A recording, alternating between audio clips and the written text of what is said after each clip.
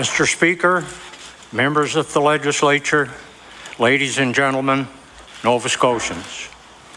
Welcome to the 5th session of the 61st General Assembly of the Nova Scotia Legislature. It is a great honor and privilege as Lieutenant Governor to participate for the first time in this vital and historic expression of our democracy. In the year ahead, my government will complete the program that Nova Scotians supported in 2009. For the first time in at least 25 years, the government is keeping virtually every platform promise. After the first ever wide-ranging budget consultation, Back to Balance, many thousands of Nova Scotians have undertaken the sacrifice and the commitment necessary to pull Nova Scotia from the brink of financial ruin and start living within our means. For the first time in memory, this has been done without severe and punishing disruption of Nova Scotia's vital public services. In fact, legislation has been enacted to reduce the HST to 14% in 2014 and 13% in 2015. Despite the worst worldwide economic downturn since the Depression, my government has kept faith with workers and their families by seizing extraordinary opportunities for sustained economic growth that extend to all parts of the province. Securing these unmatched opportunities means that Nova Scotia is turning the corner toward a better future for families. Businesses, workers, and families are better able to take advantage of the great new opportunities because jobs here, Nova Scotia's economic plan, is focused on training, innovation, and the competitive spirit. Economic prosperity propels social prosperity, and a society is best measured by its treatment of the most vulnerable. One of the most significant ways that Nova Scotia is turning the corner is the reduction of poverty among families who struggle to make ends meet, seniors, people with disabilities, and others who are often further marginalized in challenging times. Communities like Woods Harbor know that the ocean provides bountiful abundance, but can exact a terrible toll. Just 40 days have passed since 5 young fishers, Caitlin Nickerson, Billy Jack Hatfield, Joel Hopkins, Stephen Cole Nickerson, and Tyson Townsend were lost when the Miss Alley capsized in the stormy sea. Those young men sought only to make a living and to support their families. My government will propose legislation to declare a day dedicated to remembrance of all Nova Scotia fishermen and women lost at sea. The past year has also taken from Nova Scotia many who gave much to the life of the province. John James Kinley served as Nova Scotia's 29th Lieutenant Governor after success in business in his native Lunenburg. Nova Scotia is a better place because of Raylene Rankin's musical achievements, Ruth Goldblum's exceptional leadership and volunteerism, Doreen Lewis's steady and wise contributions, Paul Como's proud advocacy for Acadians, and John H. Boudreau's community economic accomplishments, and also Pat Connolly and Dick James were legendary and public-spirited journalists.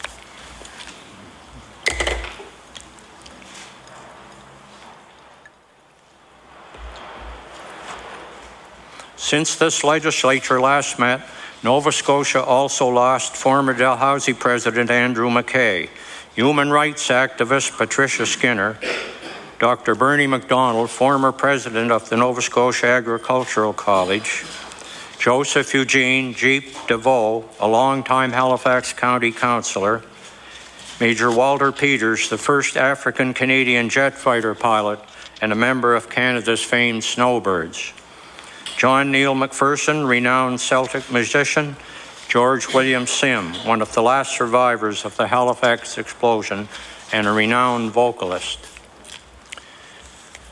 Nova Scotia has been improved by the time and the contributions given by each of those who went before us. In 2009, Nova Scotians voted for an historic change with a pragmatic, common-sense platform. An independent financial review and the panel of economic advisors showed Nova Scotians that change was necessary and long overdue. 20 years of lagging behind the rest of Canada in economic growth and new challenges to key industries showed that a new direction was needed, but would not be easy. Nova Scotia is now turning the corner and taking that better direction. The changes my government is making mean a better life for families, students, seniors, and disadvantaged and vulnerable citizens.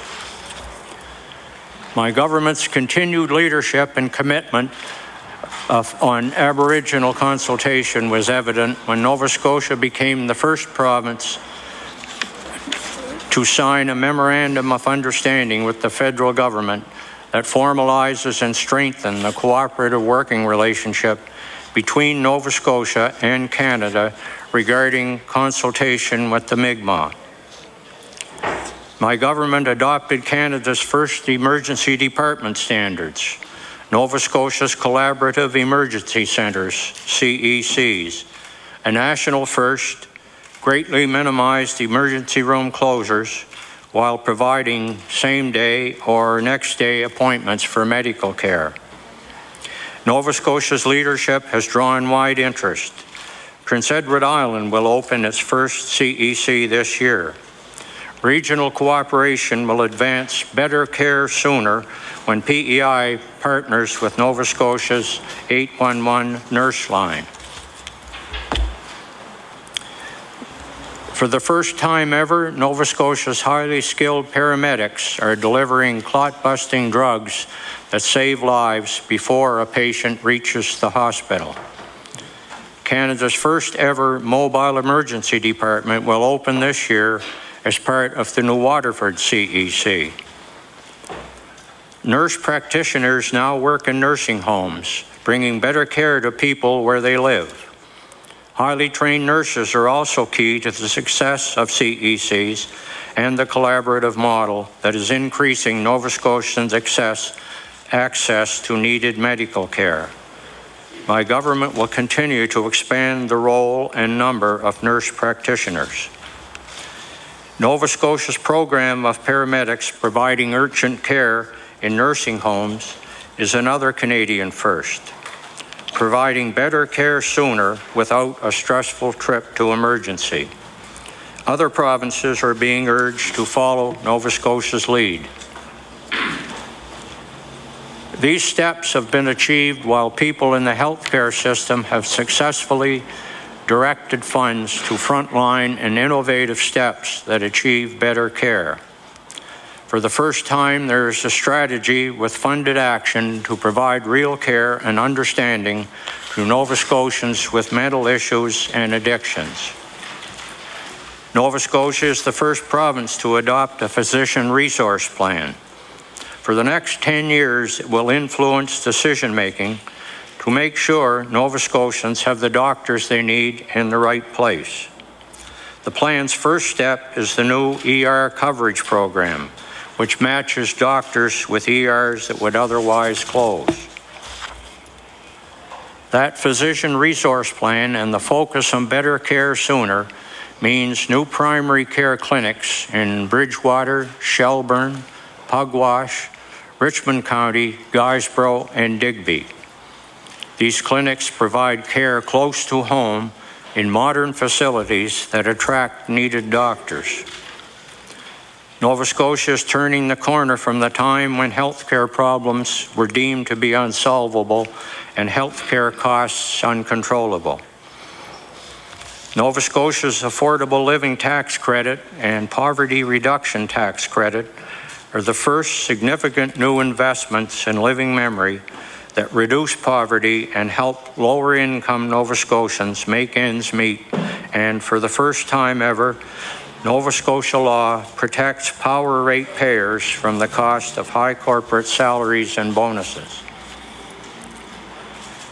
To show clearly that provincial departments and agencies serve all of the people, my government now locates new and consolidated departments and agencies outside the Halifax area. This is the first time ever for this fairer policy. Shelburne, Cornwallis, Bible Hill, New Waterford, and Windsor are the first communities where departments and agencies are now being located. For the first time, Career Nova Scotia centres are able to provide increased access to career training and job search opportunities across the province, ensuring that more Nova Scotians have the right skills for good jobs. Nova Scotia and the province of Newfoundland and Labrador are undertaking the single greatest step in Atlantic Canada's regional cooperation, the Muskrat Falls development and the associated maritime link. All 4 Atlantic provinces and the federal government have supported this environmentally progressive project, which will transform basic elements of our regional economy while ensuring the lowest, fairest power rates.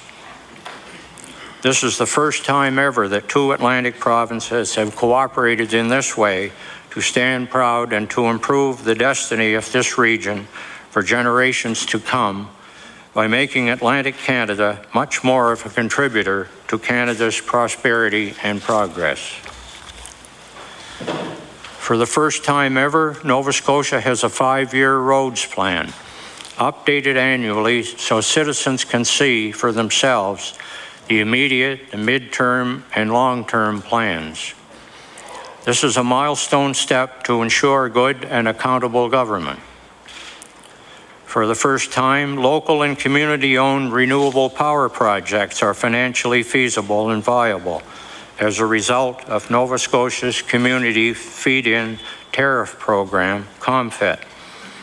COMFIT has been hailed as a global first and a model for other nations. Nova Scotia's most ancient traditions are a basis for this global leadership through the Mi'kmaq Renewable Energy Initiative.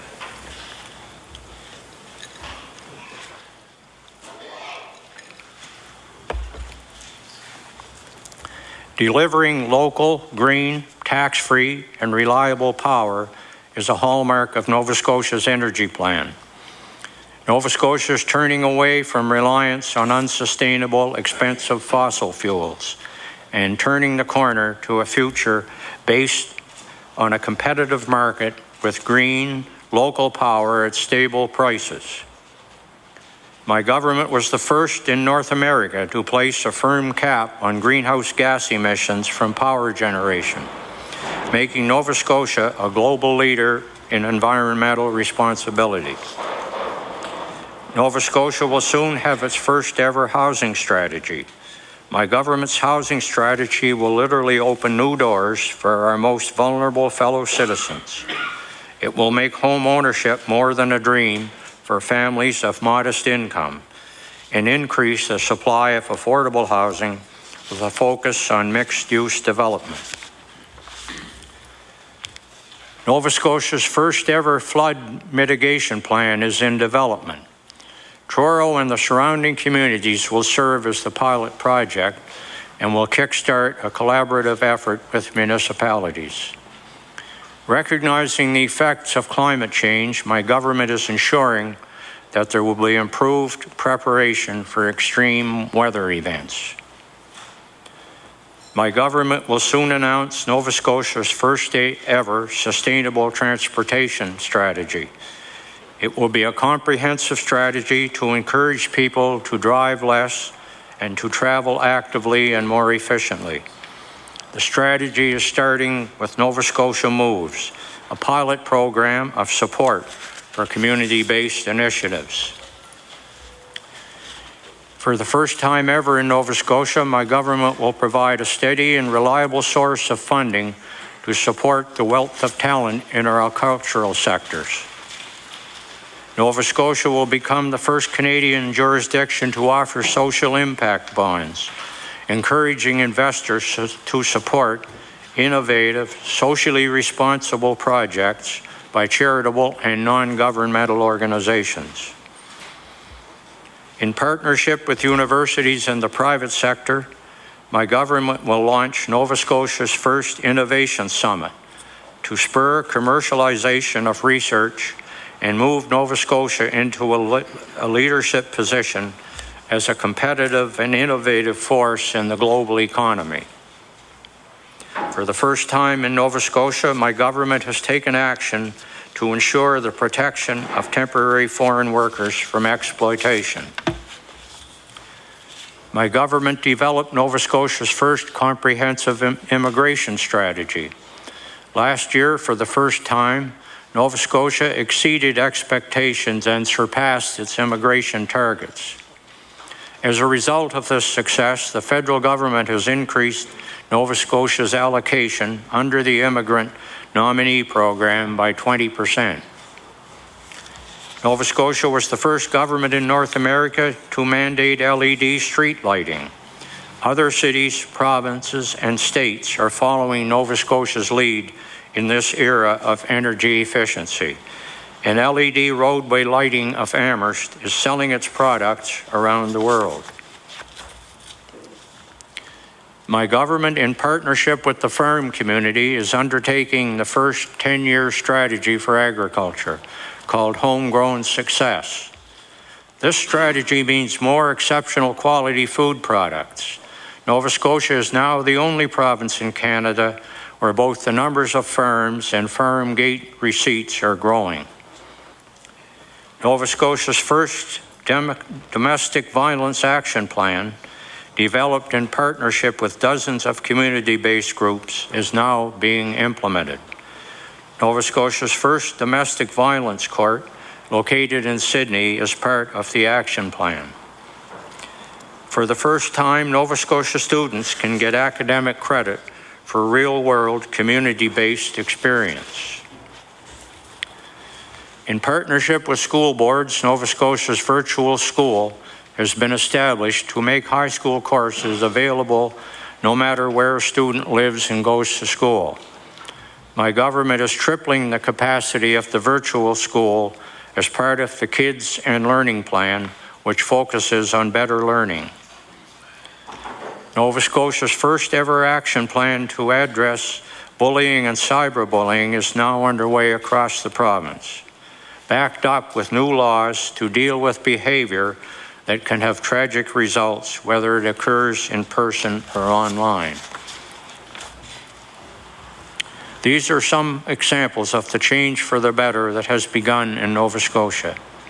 Changes that make life better for families, bring better health care sooner, and result in more jobs here at home. Jobs built on innovation, training, and global competitiveness. Much has been done, but much remains to do. Nova Scotia is turning the corner to become national and global leaders rather than followers.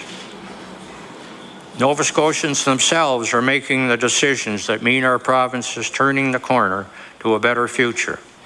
The Productivity Investment Program, part of the Jobs Here economic plan, has already benefited almost 400 Nova Scotian businesses and resulted in private investment of more than $105 million to improve productivity.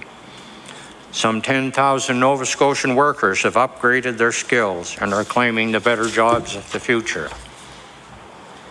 The Workplace Education Initiative has tripled its reach, so that this year alone, more than 4,800 working Nova Scotians upgraded their education.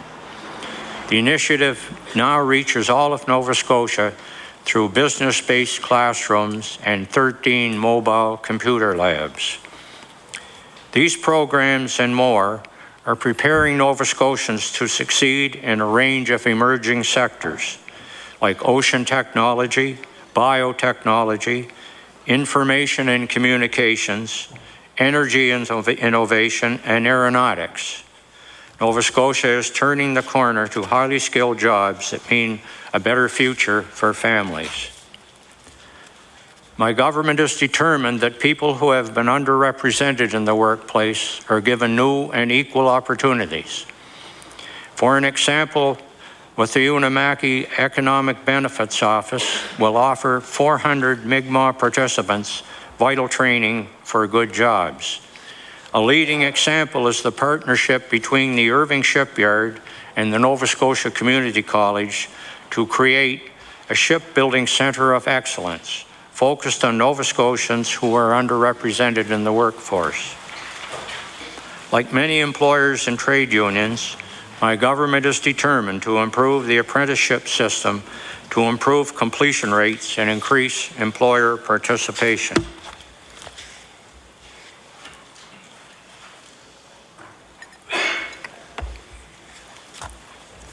Facing a skilled labor shortage and nearly $70 billion in new projects, Nova Scotia and our Atlantic neighbours formed the Atlantic Workforce Partnership.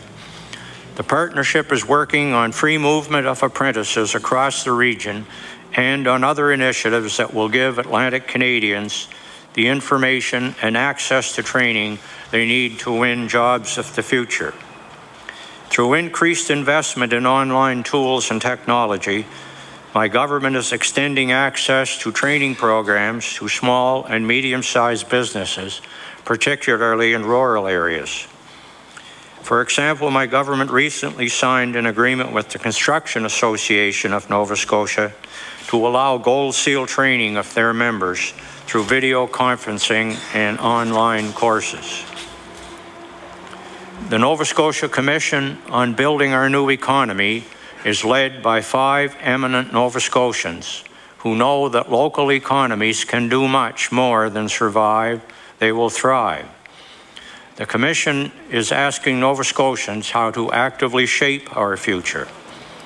My government encourages all Nova Scotians to become involved in that discussion.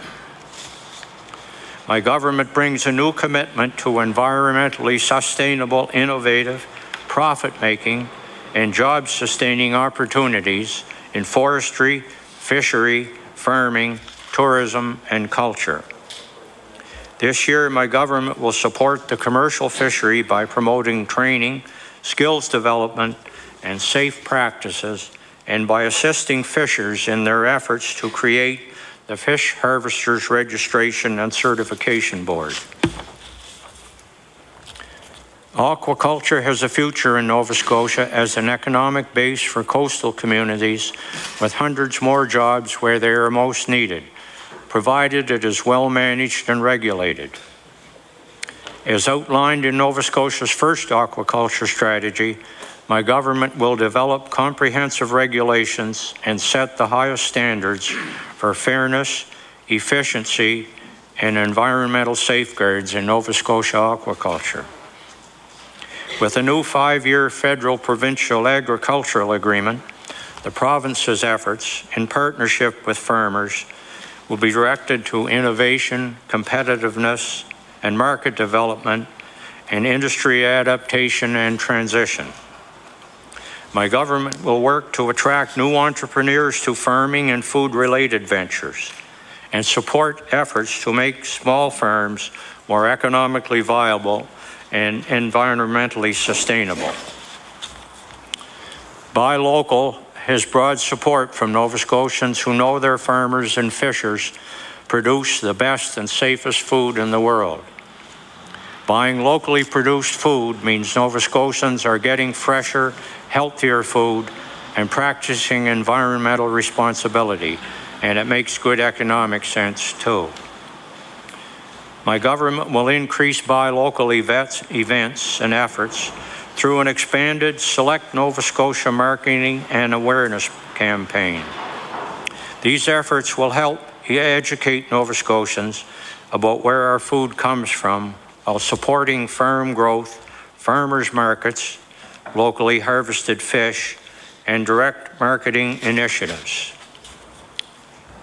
Nova Scotians are also taking control of their own destiny in bold ways, like taking greater ownership of the forests to build an industry for the future, generating power from local resources, and building innovative businesses. Controlling our destiny with a new confidence and self-reliance is helping Nova Scotia turn the corner to that better future. The infrastructure that delivers our water, powers our commerce, and connects our communities requires constant attention of our municipal governments and leadership.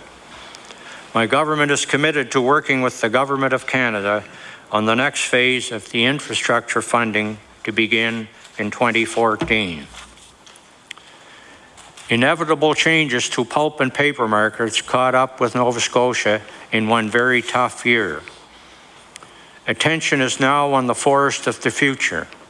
Workers and families have come home to jobs in the world-class mill at Point Tupper, which has an owner focused on success. Buying the former Bowater lands gives Nova Scotians control over a vast renewable asset, and the future of these 550,000 acres is being determined with the participation of communities throughout southwestern Nova Scotia. Community forests will be piloted on those lands as Nova Scotia implements its new forestry standards. My government and the Assembly of Mi'kmaq Chiefs have agreed to collaborate to ensure that Mi'kmaq interests in the land and a Mi'kmaq forestry initiative are part of the better future. The new Forestry Innovation Centre in Liverpool will further Nova Scotia's position as a leader in cleaner energy, bioenergy, and forestry innovation. The ideas and plans developed through the Community Transition Committee are the foundation for that area to emerge stronger from the closure of a keystone industry. Today, just over 9% of provincial land is protected from development. When the United Nations established 12% as the global goal 2 decades ago, many said Nova Scotia could never do its part. My government is about to prove them wrong. Nova Scotia's new Parks and Protected Areas Plan will exceed the UN goal and will protect more than 13% of the province. This province is a leader in renewable energy and in waste management, and now Nova Scotians are proving themselves to be leaders in protection of the natural world itself.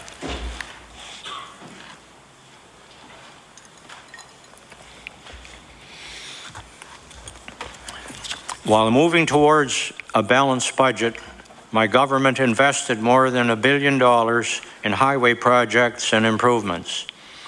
This record investment is providing Nova Scotians with safer roads, businesses with improved access to markets, and visitors with a better impression of our province.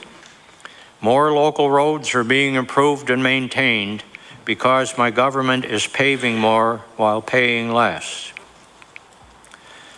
My government established the Nova Scotia Tourism Agency to bring the industry and the government together in a cohesive effort to capitalize on Nova Scotia's vast tourism potential. This industry-led effort will support tourism growth through worker and operator training, infrastructure improvements, and easier access to the province by air and sea. The province is working with the Nova Scotia International Ferry Partnership, based on the report by my government's expert panel, to gain a viable ferry service between Yarmouth and Maine, and also working with local stakeholders to attract more tourists who will visit and extend their stay in the Yarmouth and Acadian Shores area.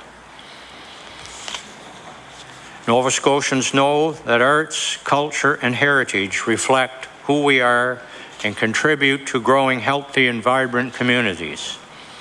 Nova Scotia's 5-point plan for arts and culture is now fully underway. In the coming year, the province's new support for Nova Scotia's art, culture, and heritage will bolster the creative economy. Millions worldwide watched online as a Canadian icon, the Blue Nose 2, was rebuilt. This summer, the world will be reminded that ships start here when Blue Nose 2 sets sail from Lunenburg Harbor. For the first time in history, Nova Scotians can secure a power supply that comes with a 35-year guarantee of price stability. The Maritime Link is the lowest cost and most environmentally acceptable choice to meet Nova Scotia's power needs as Canada phases out the use of coal to generate power. The link enables creation of the Atlantic Canadian power grid planned by the 4 provinces and the federal government. It will make possible more local energy development, including wind and tidal, achieving a more competitive power market without coal's volatile price. Nova Scotia's energy plan has 5 key features: local, reliable, green, tax-free, and efficient. Each feature of Nova Scotia's plan means the lowest, fairest power rates, ending the era of double-digit increases. Nova Scotians are saving hundreds of millions because there is no provincial HST on home energy, and efficiency programs are reducing power usage. These savings are particularly significant for seniors and lower-income families. Record high offers for exploration rights off Nova Scotia tell us our offshore oil and gas sector is far from dead.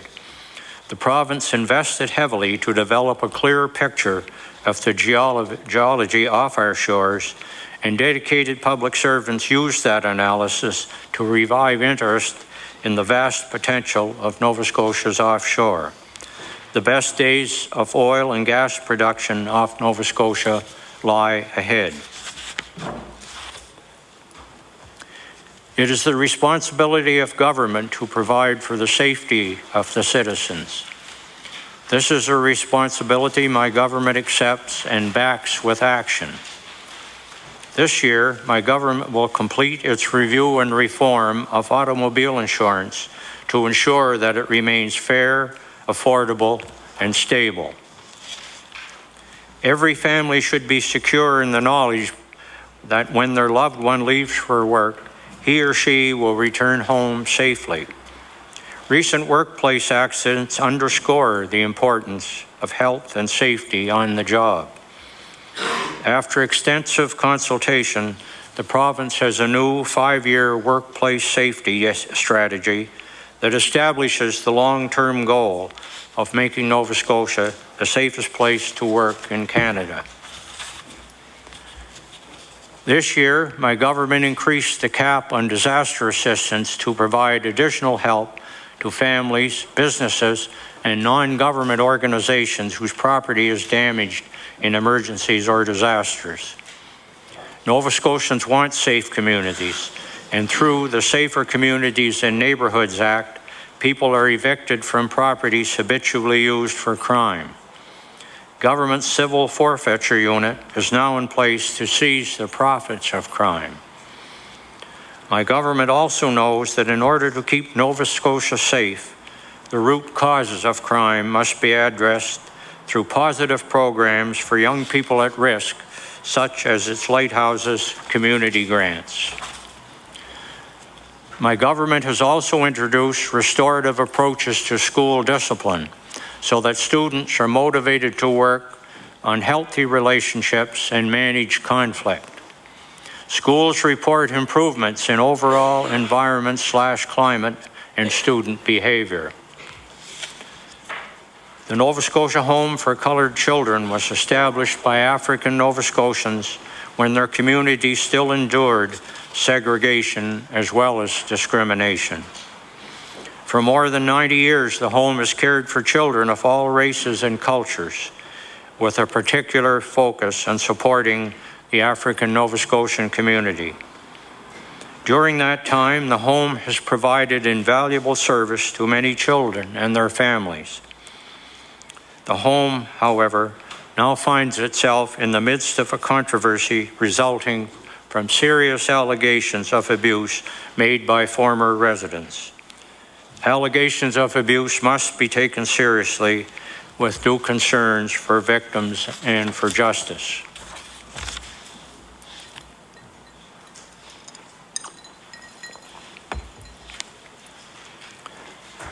The Premier and other representatives of my government have listened to members of the African Nova Scotian community including former residents of the home who allege they were abused, about options for moving forward.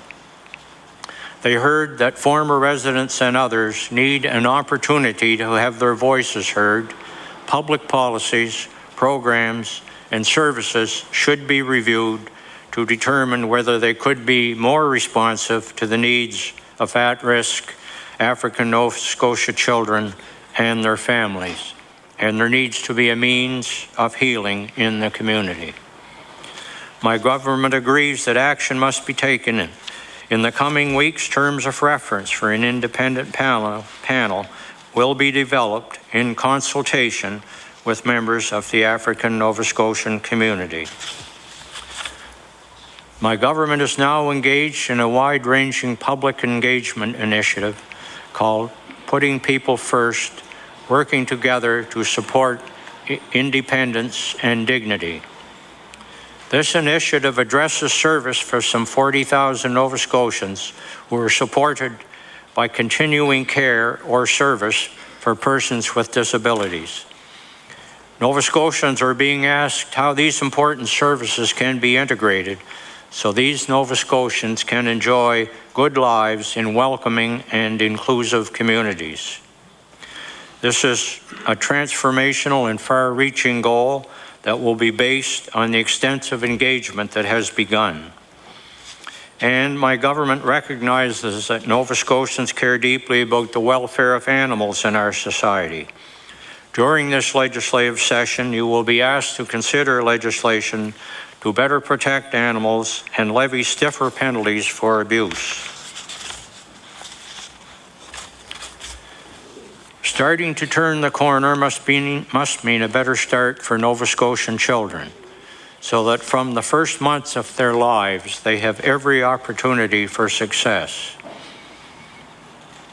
My government is establishing a Department of Education and Early Childhood Development to better coordinate and improve the many ways that the province supports infants, young children, and their families in the first years of life.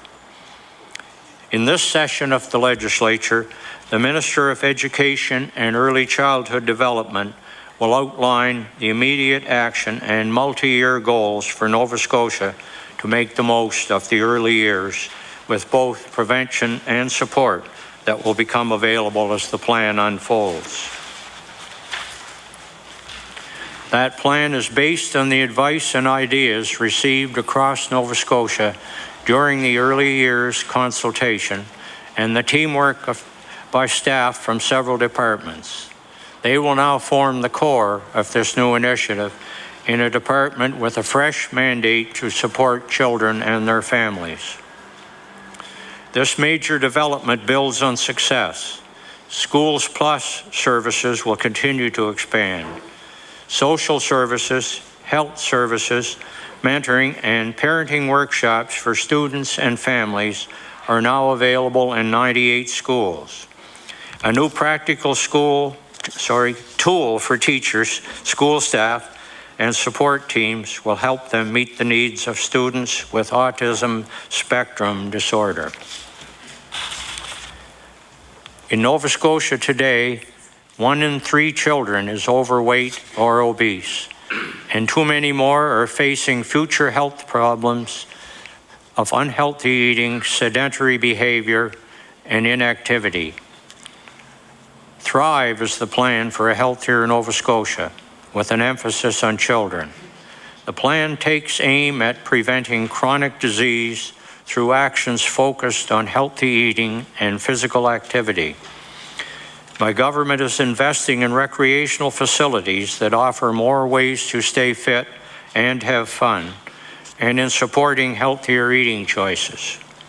My government is also expanding provincial support for community use of schools by recreational support and other volunteer groups.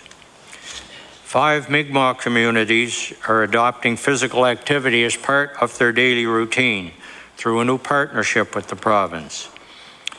Annapolis Valley/Goose Cap, Eskasoni, Member 2, Millbrook, Boken Keg, will hire full-time staff and develop and implement physical activity plans. In this session of the legislature, the Minister of Health and Wellness will detail the government's next steps to improve children's health care, recognizing the high priority that Nova Scotians place on better preventative care, particularly for children with chronic diseases.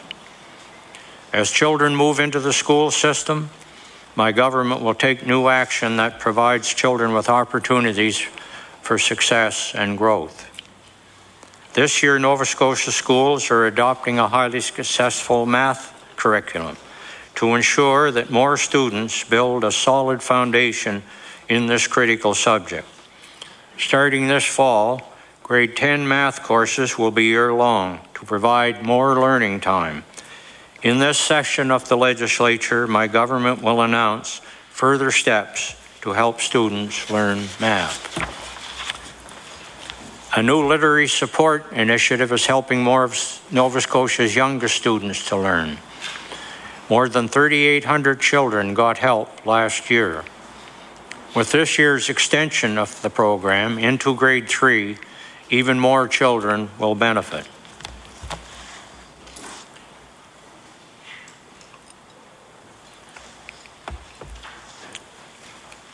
Despite fiscal challenges and shrinking enrollment, provincial funding ensures the smallest average class sizes in a generation. Children's learning needs are a priority, with new funds for boards to hire more program support staff, psychologists, and speech-language pathologists. Secondary, university, and college students also benefit through increased investment in educational innovations. The long-term sustainability of Nova Scotia's universities is assured through system-wide savings and a fair, competitive tuition regime. My government increased student assistance to ensure that post-secondary education is more accessible regardless of the financial circumstances of students' families. Student debt has been capped. Tuition increases will not exceed 3%, and the non-repayable grant portion of student assistance is higher than ever. A university-wide strategy to recruit and retain international students is being developed. International students enrich the educational system for everyone and the experience for everyone, and serve as a magnet for immigration and foreign investment. Ensuring that seniors have the quality of care and life they so richly deserve has been a priority for my government from day one. Building and replacing overdue long-term care beds is one initiative. During my government's term, almost 800 replacement beds in aging facilities and 1,000 beds in new facilities were opened. Many seniors are able and want to stay at home but need help. Last year, my government invested in new home care initiatives. As a result, today, seniors are seeing improvements in accessing services like personal care, meal preparation, caregiver respite, and housekeeping. My government has also increased financial support and services to recognize and encourage the vital role of family and friend caregivers. Better care for seniors living at home will remain a focus in the year ahead. My government continues to bring better health care to Nova Scotian seniors and all Nova Scotians through the Fair Drug Prices Plan, backed up by legislation that honourable members adopted in 2011. For the third year in a row, there will be no increase in premiums or co-payments for seniors' pharmacare. In the face of difficult economic circumstances, my government remains true to its deepest values.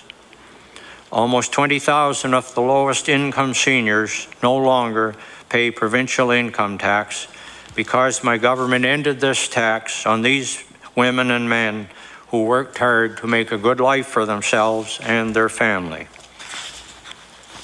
Beginning this year, my government adjusted the fee structure to save seniors from paying more for home care simply because their pensions have increased. Many seniors will now pay less for home care and home oxygen. More low-income Nova Scotians who need services such as the caregiver benefit, personal alert assistance, and supportive care will now qualify.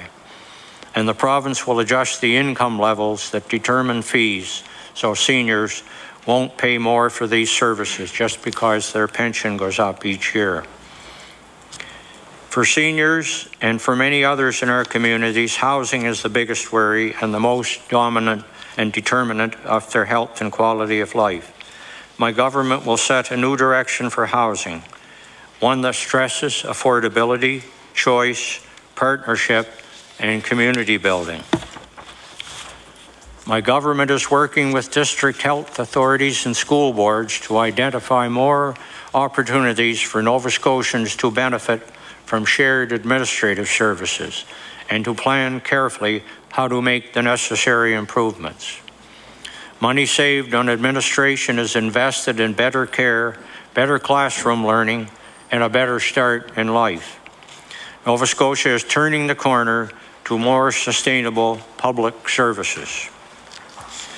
My government will present a budget for the consideration of the members of the legislature. That budget will be balanced. My government has a record of achievement that is making life better for families, students, seniors, and other Nova Scotians most in need of help. Nova Scotia is starting to turn the corner and to head in a better direction for today's families. Turning the corner means better care sooner. Turning the corner means no provincial HST on home energy and other family essentials, and more support for the most vulnerable among us. Turning the corner means opportunities for thousands of new jobs in a cleaner environment with more control of Nova Scotia's destiny. Turning the corner means balancing the budget and keeping it balanced. This is the time to keep headed toward a better future for Nova Scotia families. God bless Nova Scotia. God bless Canada. God save the Queen.